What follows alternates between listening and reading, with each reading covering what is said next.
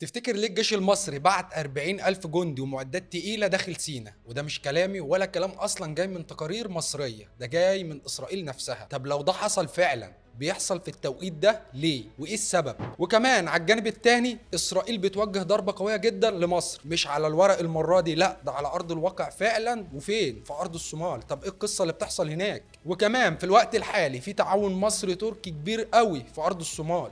طب ايه اللي بيحصل برضو ما بين مصر وتركيا في ارض الصومال؟ وايه علاقه اثيوبيا بالتعاون ده؟ احنا النهارده قدام رقعه شطرنج كبيره، كل لاعب في الخريطه دي بيحاول يفرض نفوذه وسيطرته، وكل لاعب فيها بيحاول يلحق حته قبل ما الخريطه الجديده تقفل. احنا هنا النهارده ان احنا بس بنفكك الصوره عشان توصل لك بشكل مش بيظهر في الاعلام، وكل معلومه هي بناء على مصدر، والمصادر دي هتلاقيها في اول تعليق في حلقه النهارده. بص على المصادر وتعالى لي.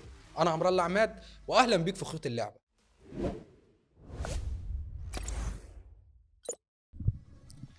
خلينا نبدأ حلقتنا بالكلام اللي بدور إن مصر حركت فعلا 40,000 جندي في الوقت الحالي زائد معدات تقيلة جوه سيناء. مفيش أي مصدر مصري بيأكد الكلام ده، بس الكلام ده خارج منين يا أمر الله؟ الكلام ده خارج من إسرائيل. طب وخارج ليه؟ ده اللي احنا هنتكلم فيه دلوقتي. بالمناسبة عشان تبقى فاهم، إسرائيل عايشة حالة هوس بسبب اللي بيحصل في سيناء الفترة اللي فاتت. مصر طول السنين اللي فاتت غير قبل كده كان سيناء التواجد المصري محدود جدا، وكان بالنسبة لإسرائيل ده شيء طبيعي وهو ده اللي هم عايزينه. إنما في السنين دي وعلى مدار الكام سنة اللي فاتت حصل نقلة نوعية في سيناء. وكمان طبعا الحكومة المصرية مش عبيطة، الحكومة المصرية عارفة عشان يبقى في تأمين قوي في سيناء لازم يبقى فيه تنمية حضرية، والتنمية الحضرية دي مش هتحصل إلا بمشاريع إسكان كبيرة ومشاريع استصلاح زراعي، وده فعلا اللي تم في الفترة اللي فاتت.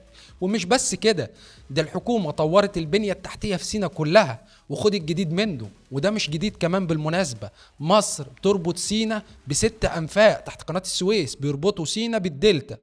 للي ممكن يكون ما ياخدش باله شوية، ده في 6 أنفاق موجودين تحت القناة عشان تخليكوا تبقوا سيناء ومصر أو سيناء والدلتا حتة واحدة. وكمان ده غير الكباري العايمة اللي بقت موجودة بكثرة على طول القناة. ليه مصر بتعمل ده؟ مصر بتعمل كده عشان من الآخر تربط سيناء بالدلتا علشان أسباب كتير، منها أصلا في الطبيعي قبل كده عشان تتحرك من الدلتا لسيناء بتاخد ساعتين، إنما مع التطور الكبير اللي موجود دلوقتي في البنية التحتية وربط سيناء بالدلتا، النتيجة دلوقتي بعد ما كنت عشان تعدي بس القناة ممكن تاخد ساعتين، دلوقتي بقيت تقدر تعديها في 7 دقايق، وده معجزة. طب مصر عملت كده ليه؟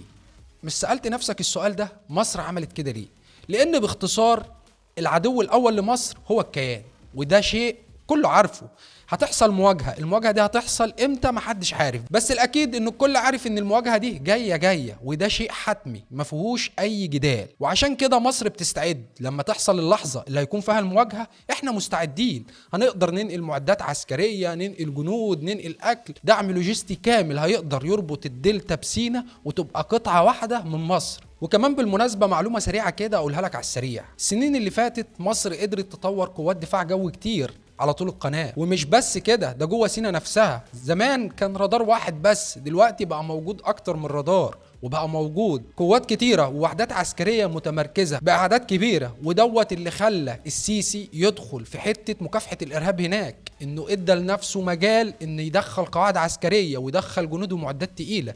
وبالمناسبة كل اللي دخل مفيش حاجة منه خرجت، ده كله لسه لحد الآن متمركز، بل بيزيدوا. وده ذكاء من الحكومة المصرية، والجيش المصري عارف هو إن بعد 10 سنين تقريبا إحنا الحمد لله رب العالمين مفيش، الحمد لله رب العالمين مفيش إرهاب.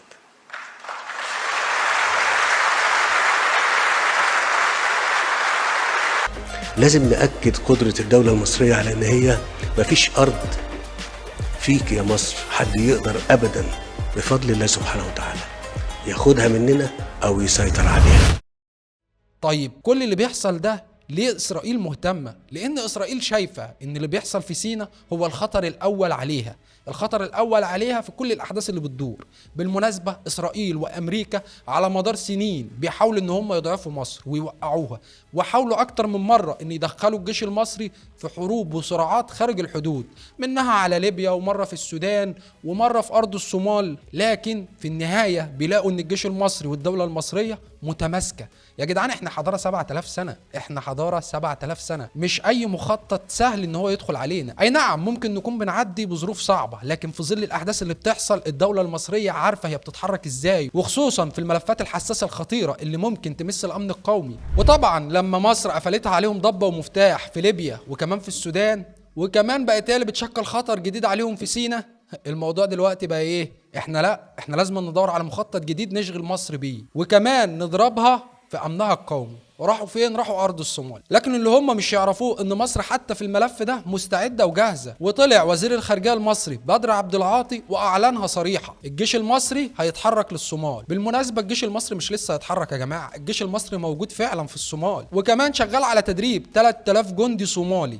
بيدربهم في ايه؟ القوات الخاصة والقوات الجوية واستخدام المسيرات. وده تعاون مصري صومالي بناء على الشراكة الدفاعية اللي موجودة ما بين مصر والصومال. وبالمناسبة التواجد المصري مش لوحده، تركيا كمان متواجدة في الصومال وليها أكبر قاعدة عسكرية خارج تركيا في الصومال. طب ده معناه ايه؟ ده معناه ان في تعاون مصري تركي وتحالف هناك. بيعملوا ايه هناك في الصومال؟ التعاون المصري التركي موجود، ودوت اللي منع اثيوبيا من فكرة اجتياح الصومال.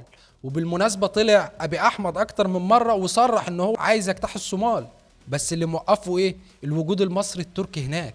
تخيل بقى لو مصر مش لها جنود هناك ومش لها معدات هناك ولها تواجد عسكري هناك مع تركيا، الوضع كان هيكون عامل ازاي؟ اثيوبيا عايزه تروح الصومال علشان اثيوبيا دوله حبيسه ومحتاجه منفذ بحري، ومش هتلاقي مكان مناسب اكتر من ارض الصومال اللي بيدور على اي دوله تعترف بيه. وبالتالي ارض الصومال هتفتح دراعاتها لاثيوبيا وتقول لها تعالي اتفضلي. بس بسبب التواجد المصري التركي اثيوبيا مش قادره تعمل كده. نرجع تاني بقى لاسرائيل. ليه اسرائيل بتروح دلوقتي ارض الصومال؟ من الاخر اسرائيل رايحه لارض الصومال لاكتر من هدف. الهدف الاول ان هي في ظل التوتر اللي بيحصل مع ايران والمنطقه مشتعله، اسرائيل عايزه تنشر قوات ليها في مناطق حساسه. المناطق الحساسه دي منها باب المندب، ومن يمه تانية بتامن طريق البحر الاحمر، لان الحوثيين من بدايه حرب غزه وهم بيضربوا كل السفن اللي رايحه لاسرائيل. وده عامل قلق لاسرائيل، لان اسرائيل بتعتمد على ميناء ايلات في البحر الاحمر، وده المنفذ الوحيد ليها على البحر الاحمر. ولما الحوثيين في باب المندب يضربوا كل السفن اللي رايحه لاسرائيل،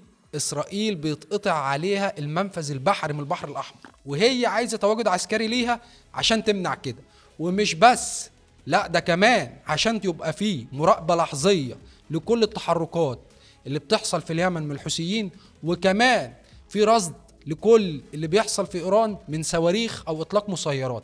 يعني من الاخر كده اسرائيل عايزه تعمل لنفسها قاعدة عسكرية حساسة في منطقة خطيرة جدا في الشرق المتوسط، هتقدر تكشف بيها التحركات بتاعة الحوثيين وكمان الضربات الإيرانية على إسرائيل قبل ما توصل إسرائيل. طب السؤال هنا، هل مصر وتركيا اللي ليهم قواعد وتواجد عسكري فعلا في الصومال هيسيبوا إسرائيل تعمل قاعدة عسكرية ليها؟ جاوبني، هل يقدروا؟ الإجابة بصراحة لا، حتى لو ده هيكلفنا حرب هتحصل في أرض الصومال. لأن باختصار تركيا ومصر في تعاون ما بينهم، ومش تعاون عادي، ده في تدريب مشترك بيحصل ما بين 3، مصر وتركيا والجيش الصومالي. يعني من الآخر أي تحرك هيحصل في أرض الصومال هيبقى فيه 3 جبهات بيحاربوا مع بعض كجسم واحد في تحركات واحدة. ليه؟ علشان إقليم أرض الصومال ما ينفصلش ويبقى فيه أي قواعد عسكرية فعلا لإسرائيل. ودوت اللي إسرائيل مش هتسكت عليه، ودوت اللي ممكن بعد كده نلاقي في حرب جديدة ما بين الكيان وما بين مصر وما بين تركيا في أرض الصومال. بالمناسبة عشان تبقى فاهم، أمريكا ما اعترفتش بأرض الصومال، بس أمريكا سامحة لإسرائيل وعندها خبر بالمخطط الإسرائيلي وكمان مساعدة فيه وبتموله سواء بفلوس أو معدات. والخطة الجاية والمرحلة الجاية هي أصعب بكتير من أي حاجة قبل كده، لأن في تواجد عسكري فعلا، وكمان في قرار متاخد وقرار حاسم ممنوع منعا باتا إن إسرائيل تحط رجليها. فإن إسرائيل تفكر وتحاول تروح هناك هيبقى في صدام مباشر وتدخل عسكري. الطبيعي ان احنا بنسأل نفسنا هو ايه؟ هي اسرائيل دي ايه؟ يعني فاتحة حرب في لبنان، حرب في سوريا، حرب في ايران، وكمان رايحة تفتح جبهة جديدة على نفسها. يا جماعة في حاجة احنا مش واخدين بالنا منها، الحرب اللي موجودة على ايران مش مطولة، ولو طولت هي مش مكملة. لان باختصار الحرب اللي موجودة على إيران هدفها الفلوس. هدفها إيه؟ هدفها الفلوس. هيجي حد يقول لك ده بيهبط في أي حاجة. طب تعالى بقى نفكك المشهد ده سوا. دلوقتي أمريكا مصلحتها إيه؟ إن إيران تقع؟ لا. إيران لو وقعت بعبع دول الخليج كله اتشال. دول الخليج كلها دلوقتي بعد الحرب الإيرانية محتاجة تسليح ومحتاجة دفاع جوي ومحتاجة ذخاير. يعني مليارات تريليونات هتدخل لأمريكا من وراء تسليح دول الخليج. طيب لو أمريكا قضت على النظام الإيراني ونهته كله، هتبقى دول الخليج محتاجة التسليح ده كله؟ طبعا لا، مش هتكون محتاجة التسليح ده، لأن المصدر الأساسي لخوفهم راح. فدول الخليج مش هتروح تصرف المليارات دي كلها علشان خاطر إيه؟ عشان خاطر تسليح. إنما هدف أمريكا هو إضعاف إيران.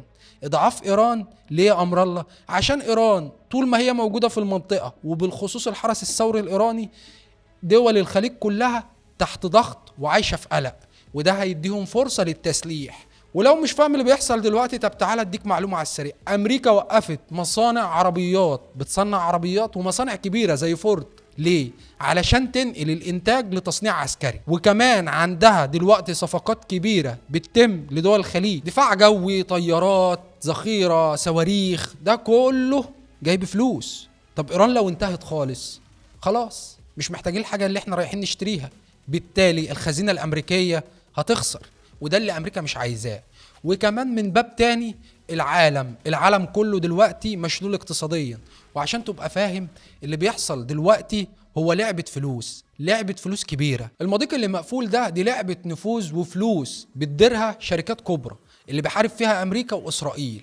لكن الشركات دي بتخسر دلوقتي مليارات، وبالتالي الحرب دي هتقف في النهاية، سواء بإضعاف إيران أو تقفيلها على الوضع الراهن وانسحاب الجيش الأمريكي. طيب بعد ما الحرب الإيرانية تخلص إيه اللي هيحصل؟ إسرائيل فاهمة اللعبة دي وفاهمة إن الحرب الإيرانية هتقف سواء دلوقتي أو بعد شوية.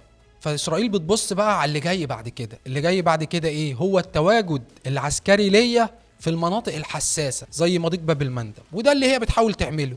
أنا لما حرب إيران تقف أنا بقى عايز إيه؟ عايز أفضل عدو الأول مصر واخنقه. ومن هنا خطتها لتواجد عسكري يضرب أكتر من عصفور بحجر. العصفور الأول إن هي تأمن لنفسها البحر الأحمر. الباب التاني تبقى قطع على مصر في البحر الأحمر، وعارفة كل سفينة داخلة إمتى وخارجة إمتى وشايلة إيه وراحة فين وجاية منين. ومن يمة تانية شايفة كل التحركات اللي بتحصل من الحوثيين. ومش بس كده، دي كمان عندها أنظمة رصد لأي صاروخ إيراني ممكن يطلع يتضرب في إسرائيل. قبل ما يوصل إسرائيل تكون المعلومة طلعت. بالنسبة لإسرائيل ده مهم جدا ان هي تعمله، ودوت اللي بتبص له انا بعد الحرب دي، ده مخطط اللي جاي، ودوت اللي هرمي فيه تقلي كله سواء كان اقتصادي او عسكري. بس مصر وتركيا فاهمين اللعبة دي وعارفين ان الحرب الإيرانية هتيجي لحظة وهتقف. اللحظة دي ممكن تبقى دلوقتي، ممكن تبقى بعد شوية، بس المخطط الإسرائيلي هم قاريينه وبيشتغلوا عليه. خلاصة اللعبة إسرائيل بتبص للي جاي بعد كده. وعشان تبقى فاهم هم نفسهم عارفين سواء أمريكا أو إسرائيل الحرب لازم هتقف. واللي مصر بتعمله دلوقتي إن هي مستعدة للمخطط الإسرائيلي اللي إسرائيل نفسها بتبني عليه الفترة الجاية، التواجد في أرض الصومال. والتواجد هناك هيكون احتمالية بصدام مباشر ما بين الجيش المصري والجيش الإسرائيلي. ودوت بيعكس لك الصورة إن مصر بتجهز نفسها في سيناء بشكل مرعب وتواجد خطير، عشان لما يحصل تصادم ما بين مصر وإسرائيل في أرض الصومال مصر يكون عندها القدرة العسكرية والاستراتيجية سواء للردع أو للهجوم في سيناء. وعشان تبقى فاهم التواجد المصري في سيناء هو مش ضعف، ده قوة وعامل مصدر قلق في إسرائيل. ودوت اللي خلى رئيس المعارضة الإسرائيلي نفسه يطلع يطالب من نتنياهو انت فين؟ انت لازم تعمل لمصر خطة وتقدم ضربة استباقية. مصر عاملة قلق لإسرائيل، زي ما هي بتحاول تشغلنا بمخططات احنا كمان بنقرفها بتواجد عسكري ضخم وتمركز عامل لها دوشه. وخلي بالك عشان تبقى فاهم حاجه، شوف مصر واصله لفين. خط الحدود اللي ما بين مصر والاحتلال اللي واقف عليه بيأمنه مش حرس الحدود، لا، قوات الصاعقه. ودوت اللي هم شايفينه من اليمه التانيه في اسرائيل، لدرجه ان اسرائيل نفسها طلعت اعلنت ان منطقه الحدود مع مصر منطقه عسكريه مغلقه. انت فاهم يعني ايه؟ يعني منطقه خطر. تواجد المصري في سيناء راعبهم وعامل ضغط ليهم، وزي ما هم بيحاولوا يضغطونا في اماكن كتير احنا كمان بنضغطهم وبنخليهم عايشين في خوف في كل لحظه ان انت قريب مننا مش بعيد. وحته بقى زمان ان انت تعرف تدخل سينا وتقدم ضربات وتخرج، ما عادش فيه منه، لان اي دخول لاي طياره او اي مسيره او اي دبابه لسينا هي مش هتخرج منها بفضل التواجد العسكري الكبير والمعدات التقيله اللي موجوده في سينا دلوقتي. وزي ما قلت لك احنا في حلقه النهارده مش بنقدم اخبار، لا احنا بنربط خيوط اللعبه ببعض وبنحلل المشهد عشان نشوف الصوره زي ما هي. سؤال الكل اللي بيتفرج عليا، هل انت شايف الحرب بين مصر واسرائيل قربت ولا لسه فيها شويه؟ سيب لي رايك في التعليقات، ولو عجبتك الحلقه ادعمنا بلايك واشترك في قناه خيوط اللعبه وشارك الفيديو مع اي حد مهتم يشوف الصوره كامله زي كده.